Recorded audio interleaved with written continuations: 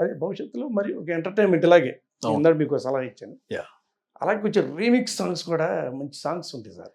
అంటే చేసుకోవచ్చు అండి. మంచి కొంచెం మనకే నేను ఎప్పుడూ అనుకుంటా ఉండేవాడిని, కాకపోతే మా హీరో చేయరన్ ఎందుకు నేను నాన్నగారిని దాంట్లోకి వెళ్ళలేను. కృష్ణ గారు సాంగ్స్ పాడు చేయడం నాకు ఇష్టం లేదు అంటే దాన్ని ఆ ఫీల్డ్ లో ఉంది అనమాట. అగ్గిపుల్ల మన సాంగ్స్ అన్ని లిస్ట్ చేసుకునేవాళ్ళం అనమాట. అడిసింహాల సాంగ్ అది పెట్టాలని ఉండేది రీమేక్స్ ఎప్పుడైనా, కాకపోతే ఆయన క్లియర్ గా నేను రీమిక్స్ చేయను. సరే, ఏ టీవీలో ఒక లోగో ఉంటుంది, నాగార్జున గారు, నాగార్జున గారు అది ఏ విధంగా?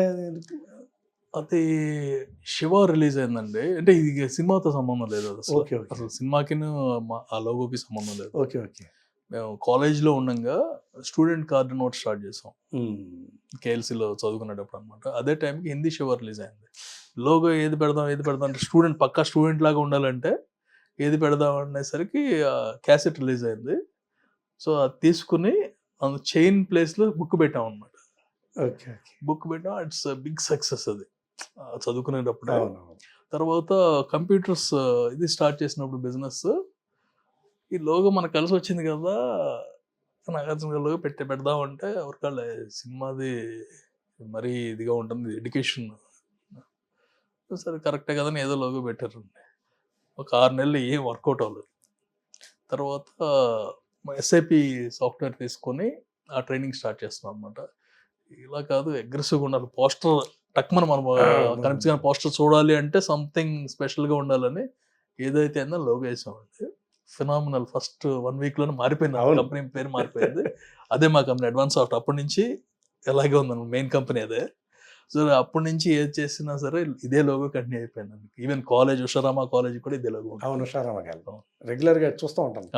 నేను మిమ్మల్ని కలవక ముందు ఆ లోగో చూసి బిందాస్ సినిమా నాగార్జున గారి అభిమానేమో, నాగార్జున గారి అభిమాని కూడా దాని తగ్గట్టు దూకుల్లో కూడా మీరు నాగార్జున గారు బాగా హైలైట్ చేశారు మా టీవీ అని. అంటే ఇప్పుడు మనకి కృష్ణ గారి అభిమానులు అందరూ ఒక టైంలో నాగార్జున గారి షిఫ్ట్ అయ్యారు.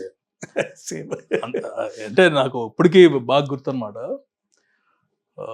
మోస్ట్ ఆఫ్ ద టైం అంటే ఆల్టర్నేటివ్ కావాలి కదా మనకి. 92 శివ వచ్చింది ఆ స్టూడెంట్ యూఫోరియాలో అంతా నాగార్జున ఆయన దాంట్లో ఉండేవాడు అనమాట.